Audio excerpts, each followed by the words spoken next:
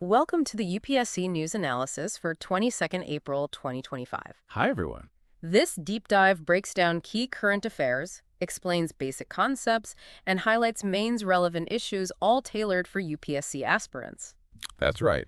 We've got a really interesting set of developments this week, looking at everything from how our national statistics are managed to India's evolving role in global connectivity and some important steps towards sustainability. Absolutely. We've analyzed a diverse range of sources to extract what's most crucial for your preparation. Good. Our aim isn't just to relay the news, but, to provide the analytical depth and contextual understanding that will truly benefit your UPSC journey. Okay, let's get straight into it then. We're seeing a move to review a pretty fundamental institution, the National Statistical Commission, or NSC. Yes, the NSC review. For those of you who might be newer to this, what's the core function of the NSC? Well, the National Statistical Commission is an autonomous body established back in 2005. It was largely based on the recommendations of the Rangarajan Committee. Okay, Rangarajan Committee. Got it. Its core mandate, essentially, was to enhance the credibility, quality, and coordination of India's entire statistical system. The whole system. Exactly. The network of institutions and processes that collect, analyze, and disseminate official data. This also involves data governance, Right. which is about ensuring the usability, integrity, and availability of this data and metadata. Metadata. Yeah, the contextual information that gives raw figures meaning. Crucially, the NSC was designed to be an autonomous commission. Meaning independent. That's the idea, implying independence from undue governmental influence. Given this crucial mandate of ensuring credible statistics, it's interesting to consider why a review has become necessary almost 2 decades later. What's prompting this? Yeah, that's a fair question. In recent times, several concerns have, surfaced. Such as? There's been criticism regarding delays in the release of key data sets, inconsistencies observed in important economic indicators, and even some suggestions, perhaps, of political interference affecting the published data. Right, that's serious. It is. So this review panel will essentially be tasked with a thorough examination of the NSC's workings. Their recommendations will likely focus on strengthening its institutional autonomy. How independent it really is. Exactly. And revamping data governance frameworks, and, importantly, identifying ways to enhance the transparency and reliability of the statistics we produce. Credible data is so foundational. Now, for those focused on the preliminary exam, what are the key details about the NSC we should keep in mind? Okay, for prelims, the Rangarajan Committee connection, that's a high yield point. Right. Also, note the NSC structure. A chairperson, 4 members, a secretary, and some ex officio members, including the Chief Statistician of India. Okay. Be familiar with the primary agencies involved? MOSPI, the Ministry of Statistics and Program Implementation, and the NSO, the National Statistical Office. The NSO, that was the merger, wasn't it? Yes, good point. That came about in 2019 through the merger of the CSO and NSSO. And recognize the types of data managed under this system, for instance. The Periodic Labor Force Survey, PLFS, the Consumer Expenditure Survey, and, of course, our GDP estimates. Okay, PLFS, CES, GDP. And when we consider the mains, what are the significant challenges within our statistical system, and what impact do these have? For mains, concentrate on the challenges. We've seen considerable delays in the release of vital data, like employment trends and consumption patterns. Those delays have been noted, yes. Allegations of political influence in sensitive areas like GDP calculations and unemployment figures are also critical to understand. Beyond these, there are systemic issues like potentially insufficient sample sizes in surveys, the possible use of outdated methodologies, Right. and a lack of effective data integration across different states and government bodies. And the impact. The ramifications of these shortcomings are significant. Policy decisions risk being based on flawed or incomplete information. Which affects everything. It does. Our standing in international financial markets can be affected. Right. It directly impacts the planning and evaluation of major government programs, think PMA or MG&A or GA. Sure. And it can even impede the federal cooperation necessary for data-driven development nationwide. It makes you wonder how other countries approach this. Are there any international examples of sort of best practices in statistical governance? Certainly. The UK's Office for National Statistics, ONS, is often highlighted for its operational independence. The ONS, right. And the UN's fundamental principles of official statistics also provide a crucial global benchmark. They emphasize values like credibility, transparency, and impartiality in statistical work. So looking ahead, what are some concrete steps that could strengthen the NSE and our statistical system from a UPSC perspective? What's the way forward? Several specific measures could be considered. Granting the NSE constitutional or statutory status could significantly reinforce its autonomy. Give it legal teeth. Exactly. Yeah. Providing legal backing and potentially insulating it from political pressures, though, the process of achieving this could involve considerable debate. Sure. Establishing a strict, legally mandated timeline for the release of key survey and economic data is crucial. Time-bound release. Yes. Embracing modern technologies like big data analytics, artificial intelligence, even satellite imagery in data collection could modernize the system. Using tech. Right. Enhancing data sharing and coordination between state and central statistical agencies is vital for a comprehensive national picture. Better coordination. And finally, implementing regular peer reviews and even public audits of major data sets could foster greater trust and accountability. It really brings home how these seemingly technical aspects of data are so intertwined with the health of our democracy. Precisely. In an age increasingly shaped by digital information, robust and independent data institutions are fundamental to ensuring an accountable and transparent democratic process. Okay, right. Let's move now to a significant development on the international stage. India and Iran are resuming discussions about the Chabahar port operations after a period of relative quiet. Yes, Chabahar. For those who might not be entirely clear, what's the strategic importance of Chabahar for India? Well, Chabahar Port, located in southeastern Iran, holds significant strategic value for India. Its primary purpose is to create and improve trade and transit route to Afghanistan and Central Asia. Crucially bypassing Pakistan. Exactly. To understand its broader context, it's important to know about the International North-South Transport Corridor, the INSTC. INSTC, right. It's a multimodal network aiming to connect India to Europe via Iran, Central Asia, and Russia. India's involvement in Chabahar also reflects its commitment to strategic autonomy. Maintaining independent foreign policy choices. Right. Balancing relationships with various global powers, all within the complex framework of U.S. sanctions on Iran. So the fact that dialogue has reopened is noteworthy. What are the main points likely to be on the agenda? The resumed talks are likely to center on several key objectives. Primarily, there's the desire to expand India's operational presence at the Shahid Beheshti terminal within Chabahar. Expanding the presence. Securing long-term agreements for the port's operations is also a major focus, providing greater stability for everyone involved. Long-term stability. And crucially, a key aspect will be enhancing the port's connectivity further into Afghanistan and the broader Central Asian region. Better connectivity. This renewed engagement signals a continued commitment from both India and Iran, despite the considerable challenges, like the U.S. sanctions and regional instability. For prelims, what are the essential geographical and strategic details about Chabahar that we need to know? Okay, prelims focus. Definitely highlight its strategic location on the Gulf of Oman, near the Iran-Pakistan border. Gulf of Oman. Its key strategic advantage for India is the direct access it provides to Afghanistan, avoiding Pakistan's Gwadar port. Which has Chinese investment. Significant Chinese investment, yes. Remember how it enhances India's connectivity, not just with Iran's own transportation networks, but also with Central Asia, especially through Turkmenistan, and its role as a vital link in the INSTC. Right. INSTC again. On the INSTC, just recall it's a multi-country initiative. India, Iran, Russia are key, using a mix of road, rail, sea to significantly cut shipping times and costs between India and Europe. Multimodal. And remember, India Ports Global Limited. IPGL. IPGL, yes, the Indian entity managing Chabahar's operations. And the Ashgabat Agreement, which India joined to further its Eurasian connectivity goals. Ashgabat Agreement, okay. And when we consider the main's perspective, what's the geostrategic significance of Chabahar, and what are the main obstacles India faces with this project? Geostrategically, Chabahar is a crucial element in countering China's Belt and Road Initiative and Pakistan's Gwadar port. A counterweight. In a sense, yes. Yep. It significantly improves India's ability to reach Afghan markets and deliver humanitarian aid directly. Plus, it serves as a vital gateway for India's Connect Central Asia policy, opening up broader trade and engagement across Eurasia. However, there are substantial challenges. Like the sanctions. The U.S. sanctions on Iran definitely create difficulties. Financial transactions, getting equipment. Security concerns in Iran's Sistan-Balochistan province, where Chabahar is located, also pose risks. Security risks, too. And the project has experienced slow progress, due to a mix of bureaucratic and diplomatic hurdles.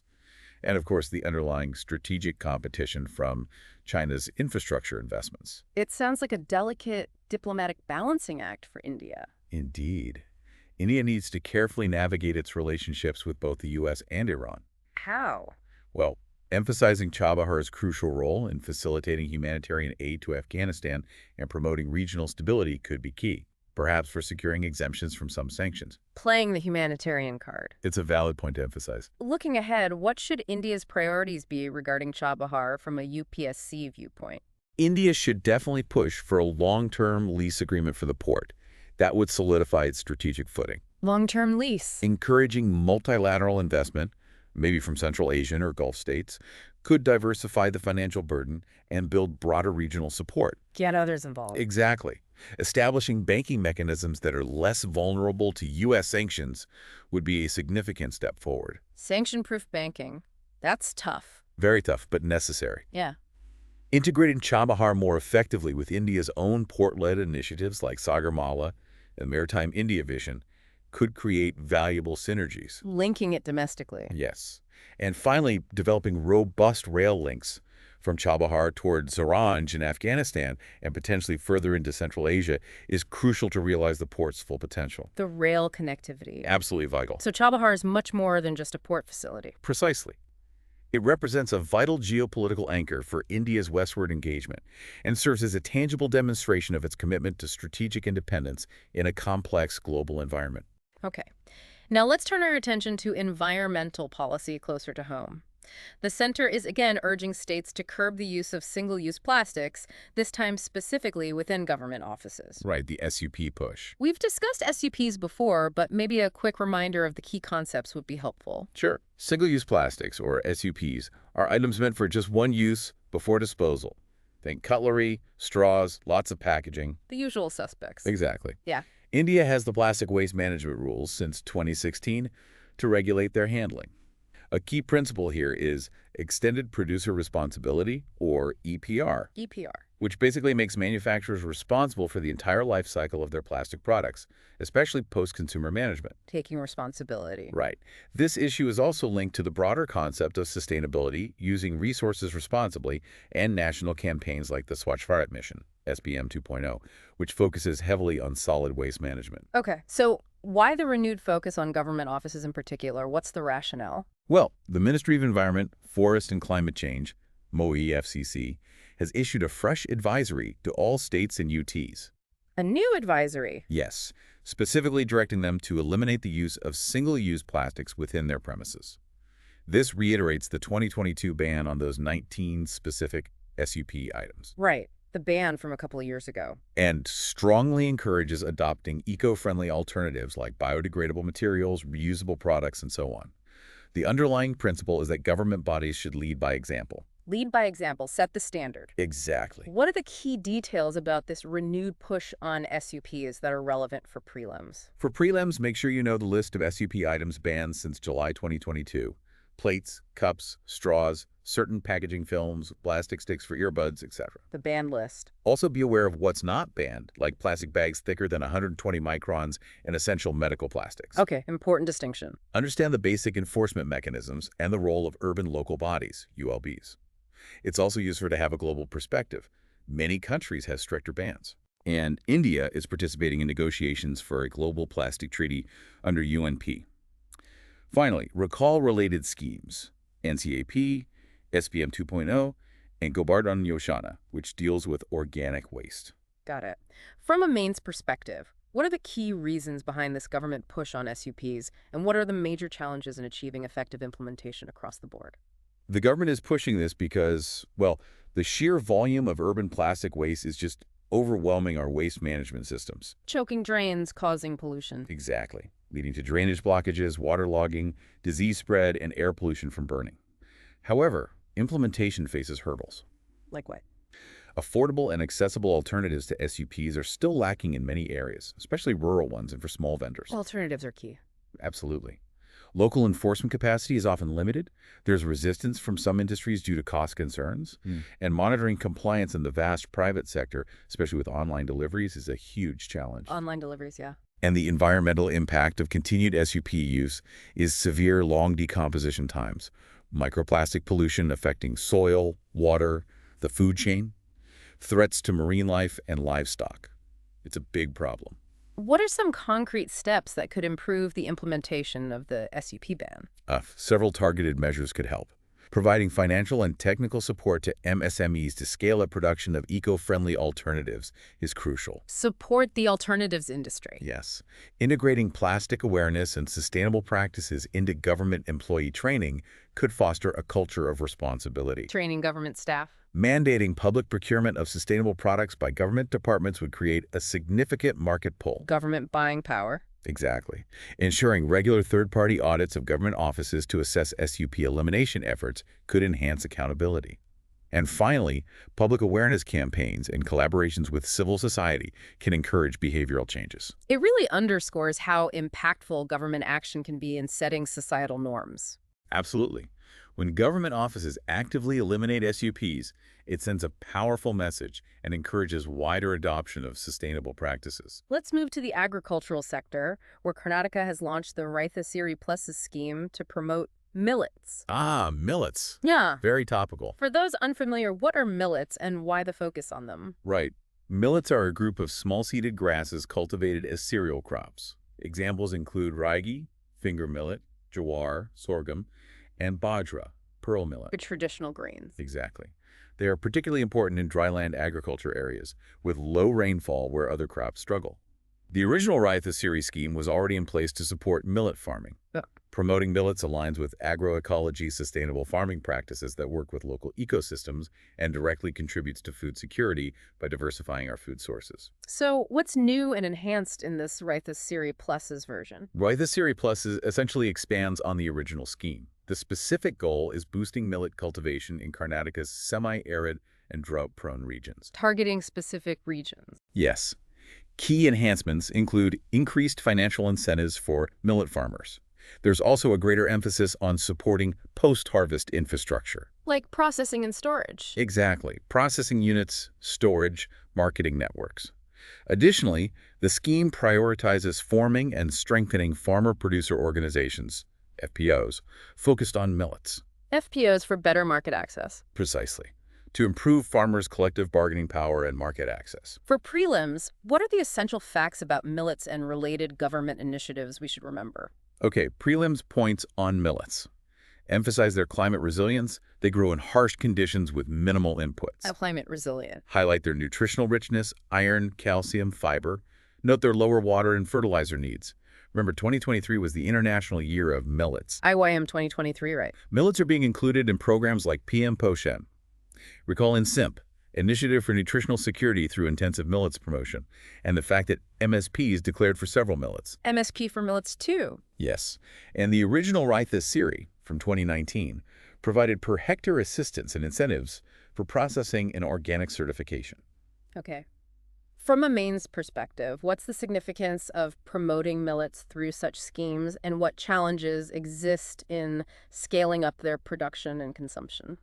Promoting millets to Raitha Siri Pluses is significant because it helps address climate change impacts on agriculture by supporting resilient crops. Climate adaptation. Definitely. It specifically aids dryland farmers and strengthens the rural economy. However, challenges remain. Such as? Limited market access for millets, underdeveloped processing infrastructure, lack of consumer price awareness compared to rice and wheat, and competition from those heavily subsidized staples. Competition from rice and wheat subsidies? That's a big one, yes. For those with agriculture as an optional subject, what specific aspects of millet promotion should they consider? Ag-optional students should focus on millets within dryland farming systems, policy integration for promoting these crops, the crucial role of FPOs in the millet value chain, and post-harvest management and value addition aspects. Value addition. Critical for improving farmer incomes. So, Raitha Siri Pluses could serve as a model for other states facing similar agricultural challenges. Absolutely. It really presents a blueprint for climate-smart, nutrition-rich, and farmer-friendly agriculture tailored to local conditions. A potential model indeed. Okay. Let's shift to global climate action now, with the World Bank announcing its support for India's Mission Life. Mission Life, yes. Lifestyle for environment. What exactly is Mission Life aiming to achieve? Mission Life is India's initiative, but it's framed as a global movement now. It promotes individual and community-level environment-friendly behaviors and sustainable lifestyles. It's behavioral change. That's the core. The World Bank's support involves technical and financial collaboration, climate financing, to advance these goals. A core belief of Life is that widespread behavioral change is essential for effective climate action and sustainable development. What specific areas will this collaboration between the World Bank and Mission Life focus on? The World Bank's support will likely focus on promoting these eco-friendly behaviors, perhaps funding community-level climate actions and integrating climate literacy into education and public programs. First, major institutional backing? Yes, this is noteworthy as the first instance of a major international institution formally backing Life. What are the key takeaways for prelims regarding Mission Life and the World Bank's involvement? For prelims, remember Mission Life was launched at COP26, promoting pro-planet people. Pro-planet people. Its focus areas include reducing waste, conserving water and energy, eco-conscious consumption. Note India's significant role as a World Bank climate funding recipient, and recall related Indian initiatives, NAPCC, SAPCCs, FAME, ECBC. Okay. For mains, what is the core importance of Mission Life, and how does the World Bank's support enhance India's global standing on climate action? Mission Life's importance lies in shifting climate action responsibility, partly to grassroots levels, fostering a cultural shift toward sustainability. Bottom-up approach. In a way, yes. The World Bank's support strengthens India's position as a global climate leader, potentially encouraging similar actions worldwide and bridging the gap between scientific guidance and everyday behavior. What are the main challenges in ensuring Mission Life becomes a truly impactful movement? Well, key challenges include the inherently slow pace of behavioral change. It takes time. Habits are hard to change. Exactly. Also, measuring the collective impact of millions of individual actions is difficult. And achieving synergy across various government departments, NGOs, and the private sector is crucial but complex. Measurement and synergy. Yes. What are some ways to further strengthen and promote Mission Life going forward? Integrating life principles formally into school and university curricula could be impactful. Utilizing mass media effectively for awareness campaigns. Providing incentives, perhaps tax breaks or subsidies, for sustainable choices. Implementing data-driven monitoring to track progress, and fostering multi-stakeholder collaborations. So Mission Life is about making climate action a personal responsibility as well. Exactly. It reframes the climate narrative by emphasizing the power of individual and collective sustainable choices, turning the focus somewhat inward. Right. Now let's look at food safety. With FSSAI tightening labeling norms for health supplements, what's the main reason behind this? FSSAI, the Food Safety and Standards Authority of India, has revised labeling rules for health supplements. The main aim is to curb misleading claims and ensure greater transparency for consumers. Misleading claims. Yes, in what's become a rapidly growing market. Briefly remind us about FSSAI and the context of health supplements in India. Sure. FSSAI was established in 2008 under the Food Safety and Standards Act of 2006. It regulates food safety across the board. Nutraceuticals and health supplements are increasingly popular in India. Why the boom? Well, rising health awareness, changing lifestyles, increased disposable income, and easier accessibility, especially online. Okay. What are the key changes FSSAI has mandated in these new labeling norms? The revised rules mandate clear nutrient content information, often compared to the recommended dietary allowance or RDA. Clear nutrient info. They explicitly prohibit therapeutic claims suggesting the product can treat or cure diseases without robust scientific evidence. No unsubstantiated health claims. Precisely. And they require warning labels on products highlighting potential risks if overconsumed or if unsuitable for certain population groups. Front-of-pack labeling, FOPL, might also be part of this broader push for transparency. Warnings needed too. Yes, definitely. For prelims, what are the essential details about FSSAI and health supplement regulation we should know? Okay, prelims. Remember FSSAI's establishment, 2008, under the 2006 Act, and its functions. Understand the basics of nutraceuticals in India and the factors driving demand.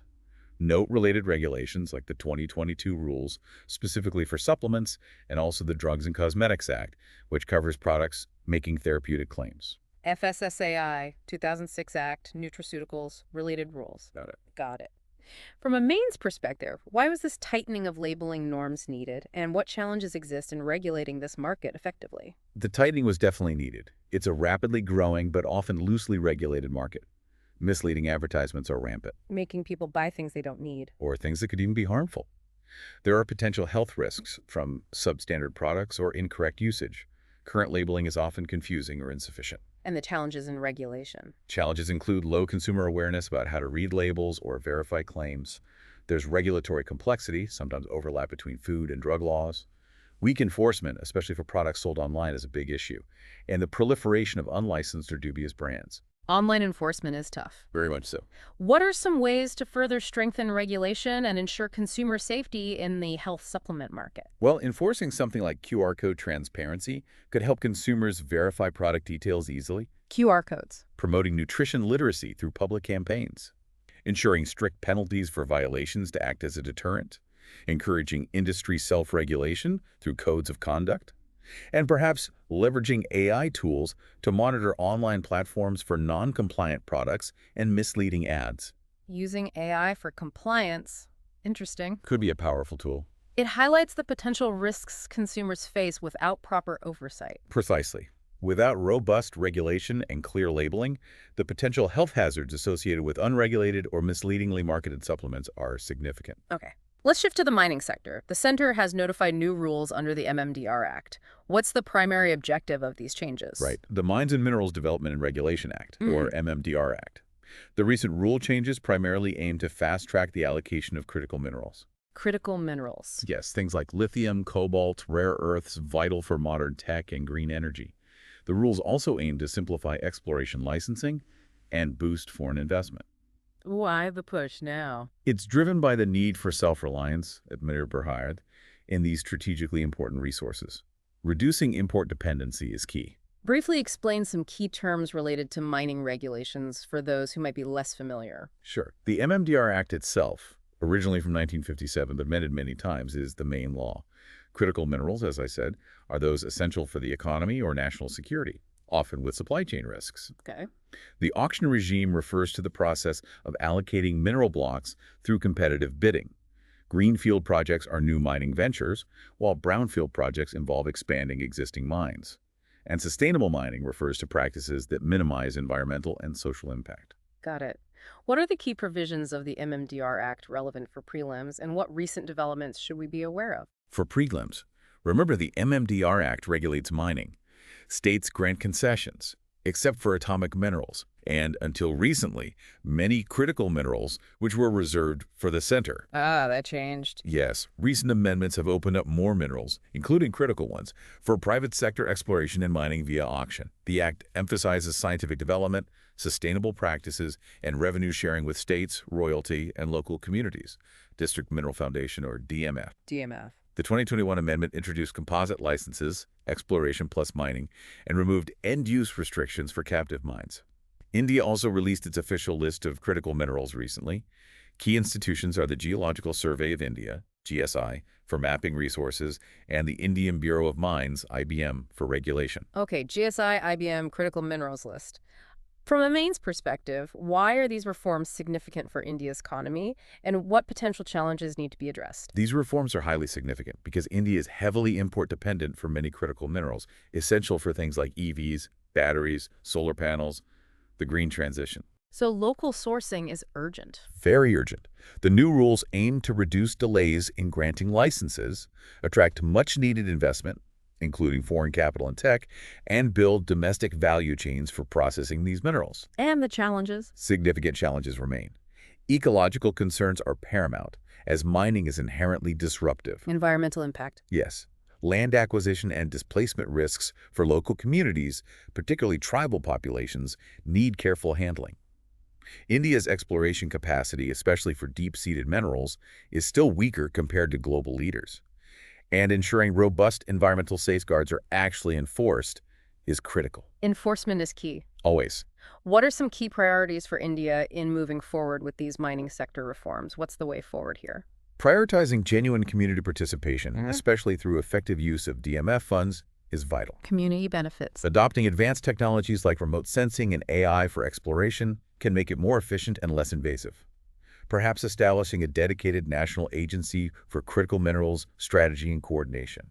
A dedicated agency. Aligning mining activities explicitly with the National Mineral Policy and Sustainable Development Goals, SDGs, and rigorously enforcing green mining norms and mine closure plans. It's about finding that balance between economic needs and responsible resource management. Exactly. India's mineral future hinges on successfully balancing economic development imperatives with non-negotiable environmental and social responsibilities. Okay. Let's move to space now. ISRO is set to launch Earth observation satellite EOS-07 next week.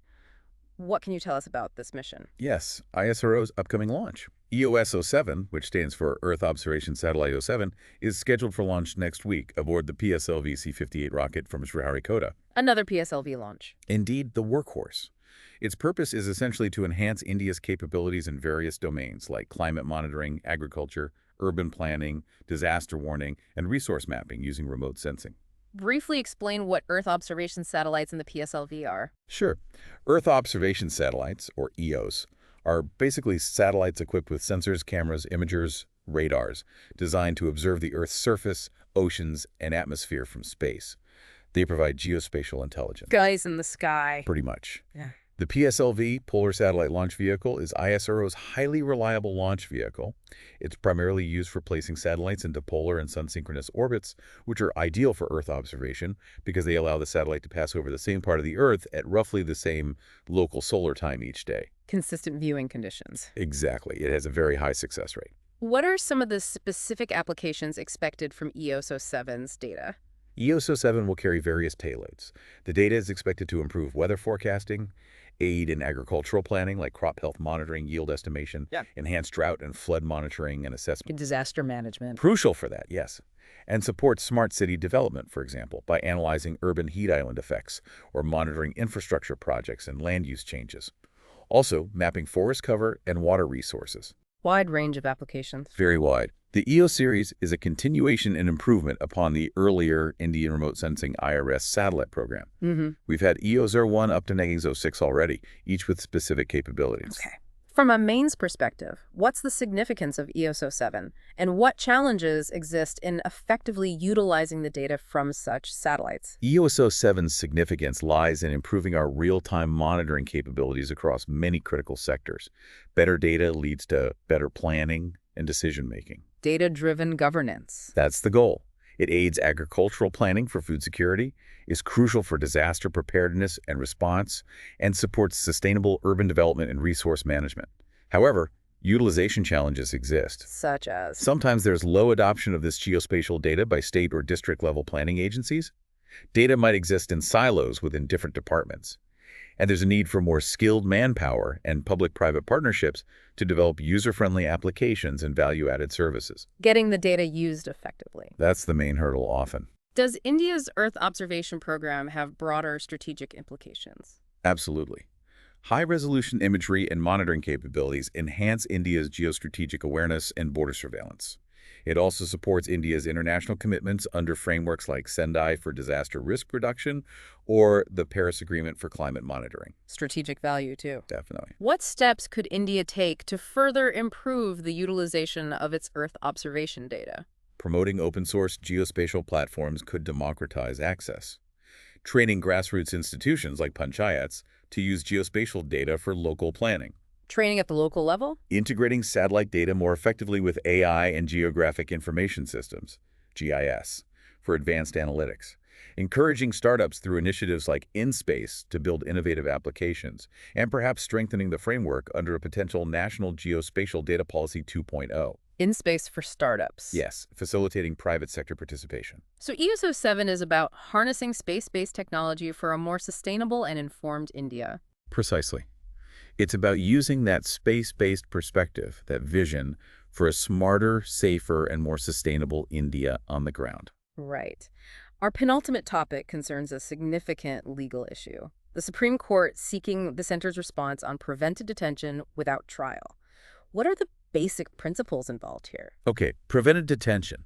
This involves detaining individuals not because they've committed a crime, but to prevent them from potentially committing future offenses deemed harmful to public order or national security. Detention before a crime. Essentially, yes. It contrasts sharply with punitive detention, which happens after conviction. It's a serious restriction on personal liberty protected under Article 21, right to life and personal liberty. So it clashes with Article 21. It's an exception to it, regulated by Article 22 of the Constitution, which lays down certain safeguards. It's also subject to judicial review, often through habeas corpus petitions, which demand the state justify the detention. Article 22 provides safeguards, habeas corpus for review. Correct. What has prompted the Supreme Court's current intervention? Why now? The Supreme Court is responding to a public interest litigation, PIL. This PIL challenges what it argues is the excessive use and misuse of preventive detention laws, like the National Security Act, NSA, or COFIPOSA, Conservation of Foreign Exchange and Prevention of Smuggling Activities Act. NSA, COFIPOSA. The petition argues that detentions often bypass the standard criminal justice process and fair trial requirements, and that detainees are sometimes held for periods longer than constitutionally permitted without proper review by an advisory board. The SC is essentially reviewing if these practices potentially violate Article 21. Violations of Article 21. That's the core legal question. What are the key constitutional provisions and legal precedents related to preventive detention that are important for prelims? Okay, prelims focus. Detail Article 22, specifically clauses 3 through 7. Key points are, detention generally cannot exceed 3 months unless an advisory board approves it. 3-month limit initially. Yes. Detainees must be informed of the grounds, though some facts can be withheld in public interest. They should be given the opportunity to make a representation against the detention. However, unlike regular arrests, the right to consult a lawyer is not guaranteed initially under Article 22. No initial lawyer right. That's significant. It is. The maximum detention period, even with advisory board approval, is generally limited by law, often 12 months, but varies. List major laws used. NSA, COFIPOSA, the J&K Public Safety Act, PSA is another prominent one. Also mention UAPA, Unlawful Activities Prevention Act. While primarily punitive, some provisions allow for extended detention before trial, which raises similar concerns. UAPA, too. Briefly mention key judicial precedents.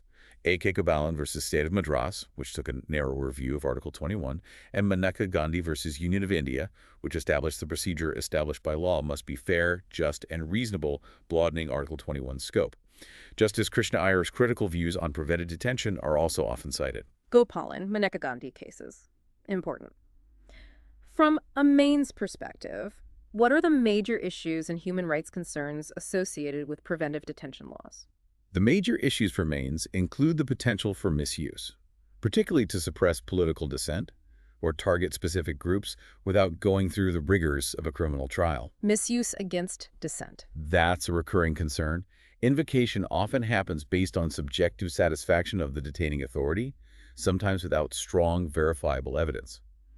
Prolonged detention without trial fundamentally violates principles of natural justice and the presumption of innocence. Natural justice violations. And there are questions about the independence and transparency of the advisory boards that review these detentions. From a human rights angle, it raises concerns about compliance with international standards like the International Covenant on Civil and Political Rights, ICCPR. The SC's review is seen positively by rights groups. There are also concerns about disproportionate impact on minorities and activists. What are some potential ways forward to provide better safeguards against the misuse of preventive detention powers? Potential reforms could include stricter judicial review with clear timelines, strengthening the composition and independence of advisory boards, maybe including retired judges with stronger security of tenure. Stronger advisory boards. Limiting the use of preventive detention strictly to extraordinary situations threatening national security, not for routine law and order issues. Promoting greater parliamentary oversight over the application of these laws, and ensuring robust access to legal aid for detainees from the very beginning. Increased legal aid. Absolutely crucial. It underscores the constant tension between state security and individual liberties. Absolutely. Preventive detention, as the courts have often said, should be an exception used sparingly, not a convenient administrative alternative to proper investigation and prosecution. Right. Our final topic celebrates India's cultural heritage. UNESCO has listed the Hoysala temples in Karnataka as World Heritage Sites. Yes, fantastic news. The sacred ensembles of the Hoysalas. This is wonderful. What makes this recognition so significant?